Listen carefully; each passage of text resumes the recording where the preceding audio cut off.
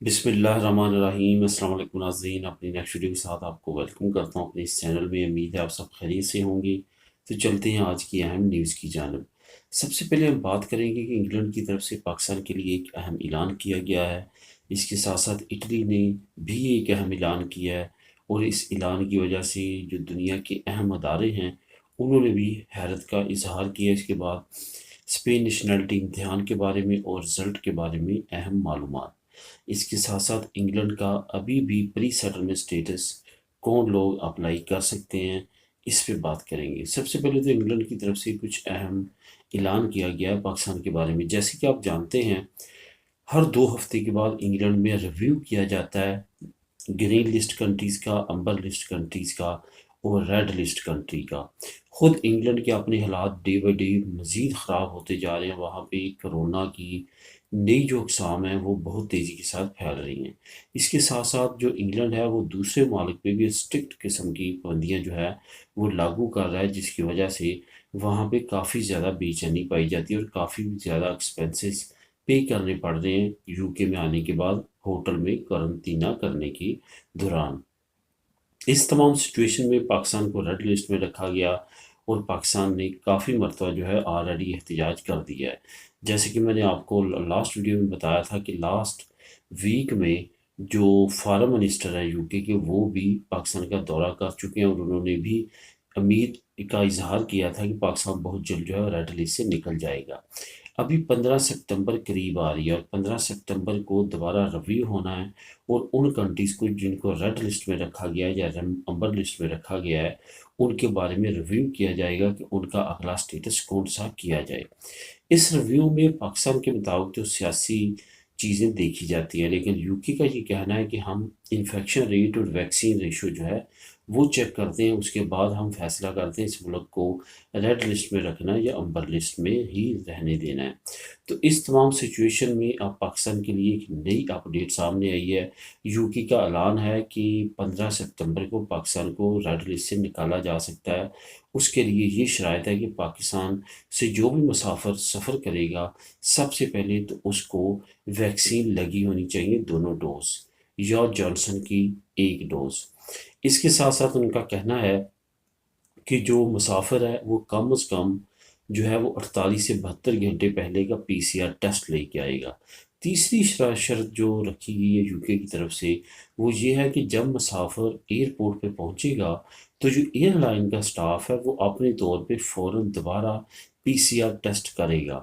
اس وقت ٹیسٹ کرنے کا مقصد یہ ہے کہ وہ ویریفائی کرے گا کہ جو لاسٹ ٹیسٹ ہوا ہے وہ واقعہ ہی کریکٹ ہے یا کہ نہیں ہے۔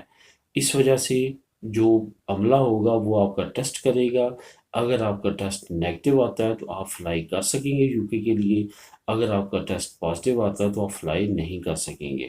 اس وجہ سے یہ نئی اپڈیٹ جو ہے یو کے کی طرف سے سامنے آئی ہے، اور ہو سکتا ہے کہ 15 ستمبر کو جو پاکستان کو ریڈ لسٹ سے نکالا جائے تو اس شرط پہ عمل کرنا شروع کر دیا جائے، کیونکہ یو کے کی طرف سے یہ کافی اہم شرط جو ہے وہ پاکستانیوں کے لیے آئی ہے۔ ہو سکتا ہے کہ پاکستان کی حکومت بھی اس کے اگینسٹ کچھ نہ کچھ بیان دے یا اس کی مذمت کرے، لیکن فی الحال انگلینڈ کی طرف سے یہ نئی اپڈیٹ سامنے آئی ہے۔ اٹلی نے کیا ہے ملان اور سب کو کیا حیران۔ اس پہ کیا ایسی اہم انہوں نے ڈیولپمنٹ کی ہے جس کی وجہ سے تمام ادارے بھی حیران ہوئے ہیں، اور انٹرنیشنل لیول پہ وہ ادارے جو ابھی اس کے بارے میں سوچ رہے تھے وہ اٹلی کے اس قدم سے کافی حیران ہوئے ہیں۔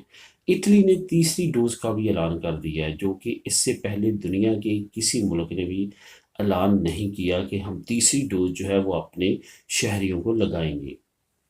لیکن اٹلی کا یہ کہنا ہے کہ وہ اپنے شہریوں کو تیسری ڈوز صرف اور صرف ان کو لگائے گا جو کہ میڈیکل کا سٹاف ہے یا 80 سال سے زیادہ ہے، یا وہ لوگ جو آلریڈی ایسی سیریس بیماری میں مبتلا ہیں کہ اگر ان کو خدا نخواستہ کرونا ہو بھی جاتا ہے، اگر انہوں نے پہلے 2 ڈوز لگوائی ہیں بلا شبہ وہ خطرے سے باہر ہے، لیکن پھر بھی اگر ان کو کرونا ہوتا ہے تو ان کی جان کو خطرہ ہو سکتا ہے، کیونکہ ان کو آلریڈی کوئی مہلک بیماری ہے۔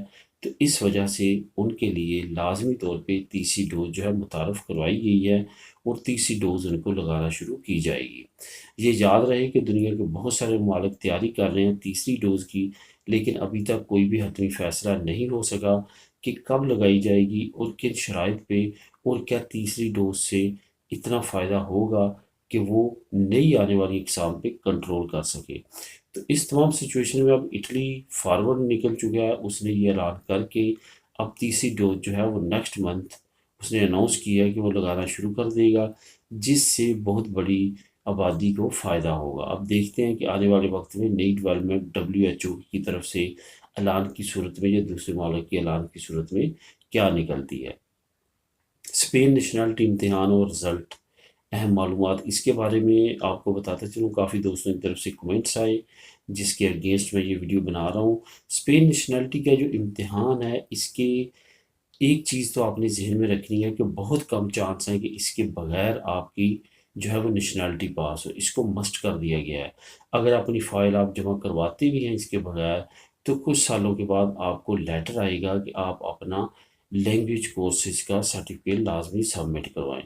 اگر آپ ان پڑھ ہونے کی صورت میں ان کو کہتے ہیں تو وہ کچھ آپ کو سوال نامے بھیجیں گے جو آپ نے فل کر کے ان کو واپس بھیجنے ہیں، لیکن یہ یاد رہے کہ ان پہ یہ ہے کہ وہ آپ کی فائل کو ایکسیپٹ کریں یا نہ کریں، کیونکہ یہ لازمی قرار دیا گیا ہے کہ لازمی طور پہ جو لینگویج کورس ہے اس کے ساتھ ساتھ جو ٹیسٹ ہے وہ لازمی طور پہ آپ کلیئر کریں گے تو آپ کو نیشنلٹی جو ہے آگے پروسیس آپ کا چلے گا۔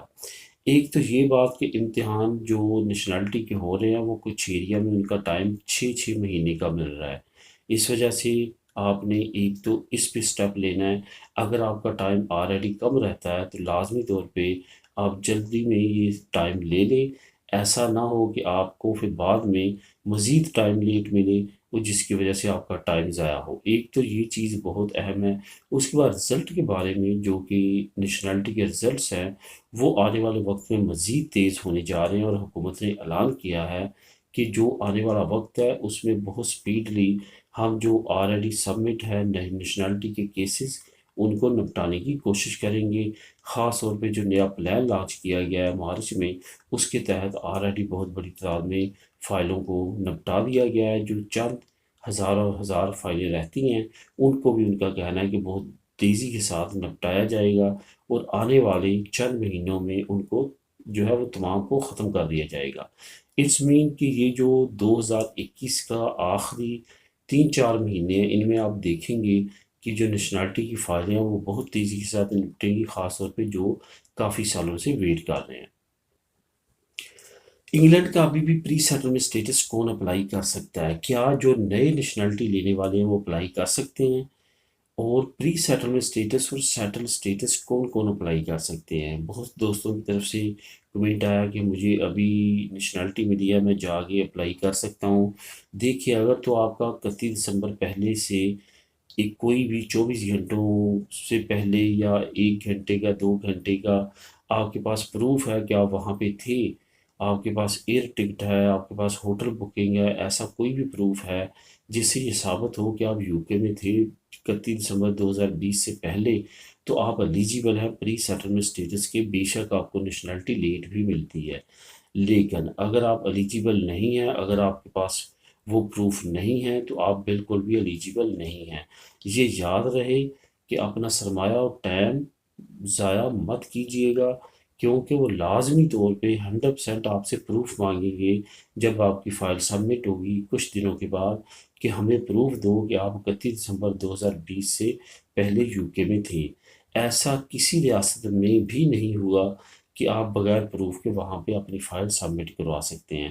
اگر کوئی سبمٹ کرواتا ہے، اس کی پاس ہوتی ہے، تو اس کے اندر کھانے یہ سٹوری ہوتی ہے کہ اس نے ٹیمپرنگ کروائی ہوتی ہے، اس نے اپنے ڈاکومنٹس کے ذریعے کوئی چینجنگ کروائی ہوتی ہے، وہاں پہ اس کا کوئی ریلیٹیو ہوتا ہے جس نے اس کی مدد کی ہوتی ہے پروف کٹھے کرنے میں، پروف بنانے میں، جس کی وجہ سے اس کا پری سیٹلمنٹ سٹیٹس کنفرم ہوتا ہے، اور یہ بات کنفرم ہے، اس کے بغیر آپ کو نہیں مل سکتا۔